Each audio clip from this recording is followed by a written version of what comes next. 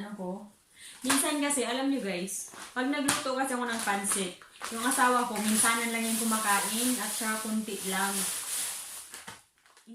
When there's no more hope is left in you, I can see. Welcome back to my channel once again, guys! And this is Rosalie's vlog. Time check dito sa Italy is 5:20 p.m. Yes! So, ano nga ba talaga ang i-vlog ko today? Siyempre, kahit papano, dito sa Italy, meron ding mga produktong Pilipino. Kahapon kasi, nag-meet kami ng mga kaibigan ko sa school. So, ayun, nagpasyal-pasyal, syempre. So, after ng pasyal-pasyal, tapos kumain din kami. At minute ko rin yung isa kong kaibigan, si Ate Madeline. Kasi meron akong pinabili sa kanya. Tapos sabay kami nagpunta sa Asian store. Kasi hindi na siya Filipino store ngayon kasi nga iba na yung may-ari. Kahapon ang ganda ng panahon sa Florence. Kaya nagpasalamat ako na alam mo yung maaraw talaga. Tapos ngayon alam mo yung ay naku, ang dilim. Tapos nakakatamad. Alam mo yun? So, ayun na nga. Wala lang. Ipa-vlog ko lang yung nabili ko, di ba? Para naman, may i-upload tayo sa natin, sa ating YouTube channel. Kasi kawawa naman yung YouTube channel natin. Walang laman. Tsaka, naman, guys, please, paki-support din ng YouTube channel natin. Maraming salamat dun sa nag-share, nag-watch. Kahit pa paano, hindi man tayo famous, kahit kunting lang views, okay na rin yun sa akin. Ang importante, merong nagwa-watch. So, yung nabili natin is spaghetti sauce. Filipino style. Na-miss ko kasi yung alam niyo yung spaghetti talaga na manamis-namis. Kaya bumili ako ng ganito. So, tapos, may nakita din akong yung miswa na bihon. Bihon yung brand. Hindi. Ano ba to? Hindi, Super pala. Super yung brand niya. Sa atin pala to ginawa. Akala ko sa sa ibang bansa, sa China. Sa atin pala to. Pero, yun nga, sabi nila, ang may-ari pala nito na brand na to is Chinese. So, yun. Miswa. Miswa kasi dito, pag malamig, minsan, pag gusto kong kumain ng ganito, naglalagay lang ako ng Nor cubes. Tapos, isang itlog, tsaka ito. Okay na sa akin pang dinner.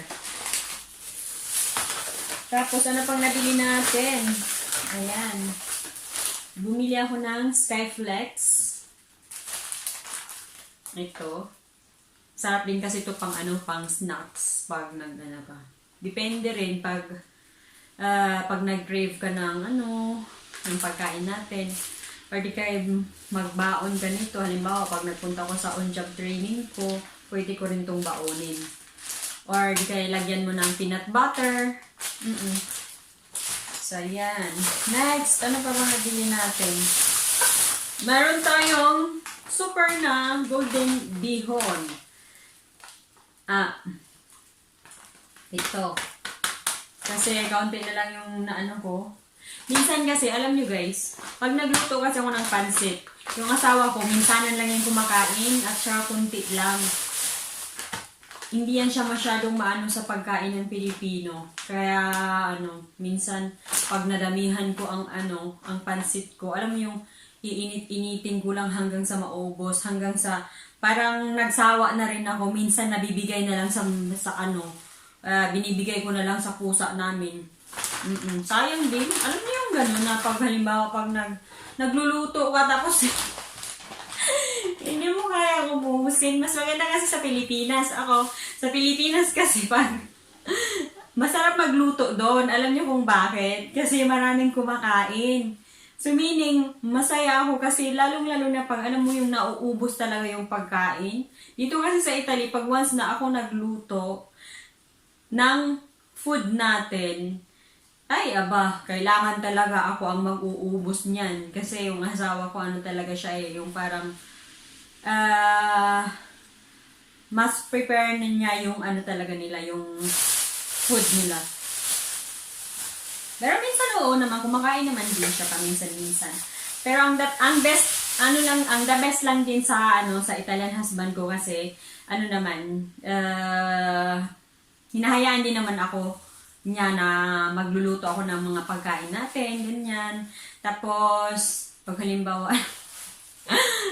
lang siya, umaanga lang siya pag pag nagpapaksiw ako, at saka pag nagluto ako ng tuyo, ayan. So, dahil nga doon sa pagluluto ko ng tuyo, binilhan niya ako ng electric stove para pag once na magluto ako, ilagay ko lang doon sa fireplace namin. Kasi yung fireplace namin is hindi siya sarado. Hindi niya sinasarado kasi para halimbawa pag gusto namin mag-grilling, mag-ihaw-ihaw, o ayan, meron na kaming instant. Lalong-lalo na pag winter, may instant may instant fire. Tapos charcoal, o diba? Tapos bumili din ako nito, sardinas, syempre, kahit paminsan-minsan. Hindi naman everyday ako kumakain nito, pero pag once na, pag nag-crave ka din, yan diba? Mayroon ka na nito. Wala lang. Inano ko lang siya, si Mega, tsaka si Ligo, at tsaka, ito. Dalawang manghang na Ligo at saka Mega. Mega na hindi maanghang, tsaka Ligo na hindi siya maanghang. So, 4 yung binili ko. Yung tempura na kasi, na, tawag dito, na chicheria, kinain ko na kanina. Ayun, nandun na, tinago ko na siya. Masarap kasi, yung tempura, bumili din kasi ako. Tapos, meron din pala tayong sayute. Masarap din kasi itong sayute pag ka. Halimbawa, pag naggisa ka ng tapos lagyan mo rin ng sardinas, di ba? Masarap. Pero, bala ko niyan is maglalagay ako ng ng manok. Bukas. Yung tempura kasi na chicheria, wala. Inopen ko na. Hindi ko na nakayanan. So, since ito, nakita nyo to guys. Kasi to? Sale siya. Tapos yung kulay ngayon is, syempre yung masyadong advanced kasi dito sa Italy, no? Pag once na February, March, April, kailan ba umpisa yung dito? Yung spring, March, last week ng March yata, hindi ko alam. Basta, maraming sale ngayon. Pagkalabas ko sa school, may nakita ko na ganitong anong tawag nito? Anong tawag nito? Sweater? Ang bobo ko na. Sweater na siguro. Malya man to sa Italian. Tapos, kahapon, nakita ko na naman kasi 50% discount siya. So, meaning, kalahati na lang yung niya. Yung price, yung original price niya is 23 euro. Nakalimutan ko na. Saglit lang, tingnan ko dito kung mayroon pa bang price ito.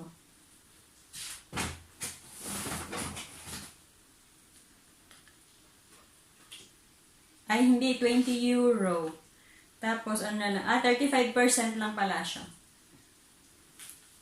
Tapos, ito, pinabili ko rin to sa isa kong kaibigan kasi nga, takot ako baka maubusan na. Ang cute kasi niya. Tingnan nyo. Yung kulay niya kasi. Ang cute. Kasi pang na siya. Yung alam mo yung pang primavera. Pang spring. Pang spring season na talaga siya. Kaya ayan, bumili din ako nito. Pinabili ko pala to kay Ate Madi. Shout out Ate Madi. Salamat sa pagbili mo sa akin nito. Tapos, dumaan din kasi ako kahapon. Kasi na-curious ako. Na-curious ako kung mayroon pa ba. Ay, nakakita ako ulit ng another color na green. Awan ko ba, ba't ganun ako? Ganun din po ba kayo? Pag halimbawa, pag may nakita ako, kahit same design, basta iba-iba yung kulay niya, bibilhin ko talaga. Hindi ko alam. Ito lang yung nabili ko guys. Kahapon. Kaya yan, sa mga tumatangkilik ng ating videos at saka sa manonood, maraming salamat. Sa mga latest, na nag-watch ng ating vlog, shout out sa inyo ng sobrang-sobra. Kay Aisa Flutebles, at saka sino pa yung nagpapa-shoutout si Ate Christine Marsonia. Shoutout ate, tsaka kay sino ba yung latest na kay Ate Evelyn Pavilion, tsaka kay Sis Sweet C, shoutout din sa'yo. At tsaka kay Sis Dayan Imbaraw. Ayan, sila yung yung latest na nagbisita. Tsaka si Sis Ai Pavilion, shout out sa inyo ng bonggang-bongga at sa pag-support ng ating YouTube channel. So kaya guys, pag once na hindi pa kayo nakapag-subscribe sa aking YouTube channel, it's my pleasure na i-hit nyo yung subscribe, tsaka click nyo rin ang notification bell para updated tayo sa ating mga next videos, sa ating mga next future videos. Maraming salamat!